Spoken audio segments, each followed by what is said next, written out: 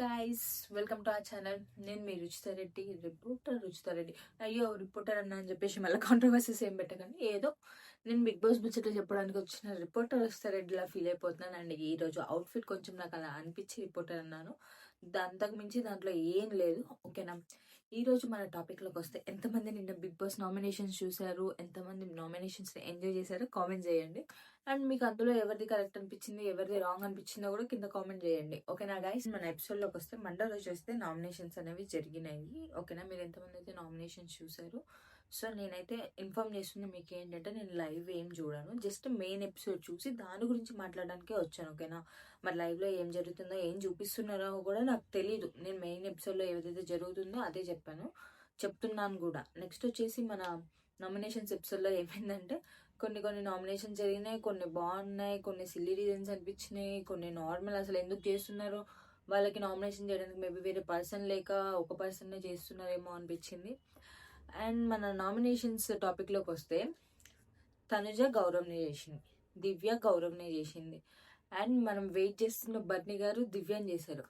బర్ని గారు దివ్యాన్ని చేశారన్న హ్యాపీనెస్లో ఉండాలో, అసలు రీజన్ లేకుండా నామినేట్ చేశారన్న సాడ్లో ఉండాలో నాకు అర్థం కాలేదు. మీకు ఎంతమందికి బర్నీ గారు చేసింది కరెక్ట్ అని మీకు అనిపించిందో కామెంట్ చేయండి. ఎందుకంటే నాకు బర్నీ గారు ఫైర్ అవ్వడం నచ్చింది, బట్ అక్కడ రీజన్ ఏం లేదు. ఆల్రెడీ ఇన్ని వీక్స్ చెప్తూనే ఉన్నారు.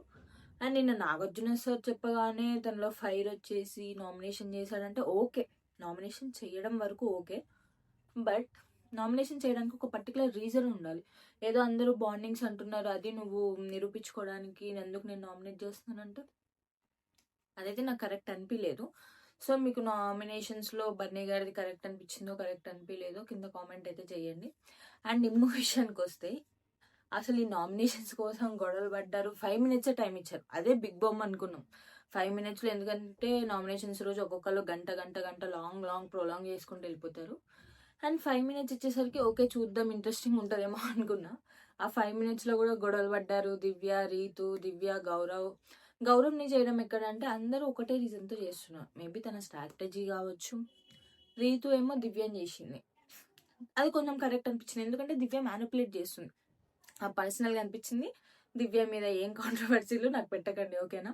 సో నా పర్సనల్గా అనిపించింది, ఎందుకంటే ఇద్దరు ముగ్గురిని టీమప్ చేసుకొని, అదే తను టీమప్ చేసుకుంటేనేమో ఓకే, వేరే వాళ్ళు చేసుకుంటేనేమో బాండింగ్స్ సపోర్ట్ అని చెప్పేసి తను అట్లా బ్లేమ్ చేస్తుంది. కాబట్టి తను చేయడం కరెక్ట్ కాదు, అని తను ఇన్ఫ్లుయెన్స్ చేస్తుంది అని చెప్పేసి అయితే నాకు అనిపించింది.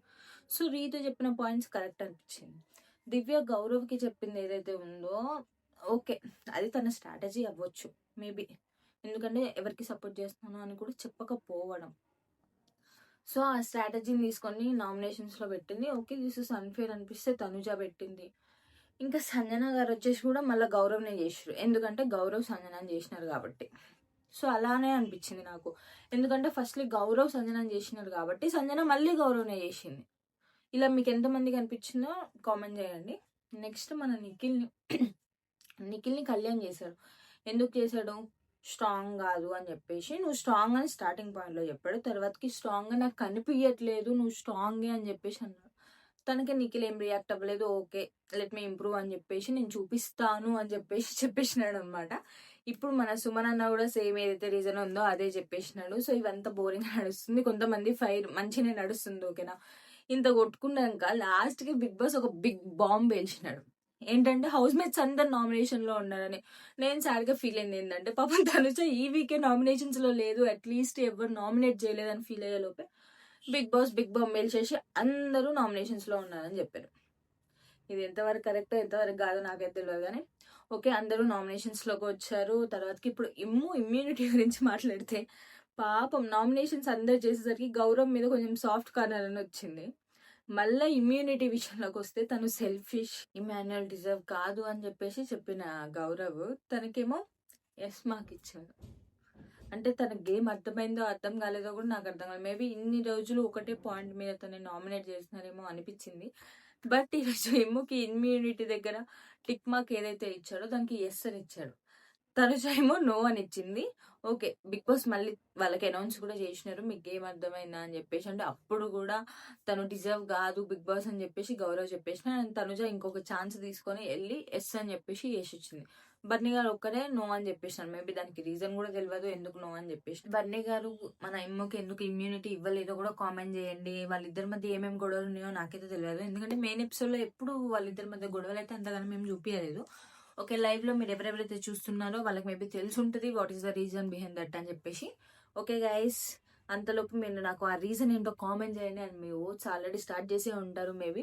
ఎవరెవరు కోట్స్ చేస్తున్నారో కూడా కామెంట్ చేయండి.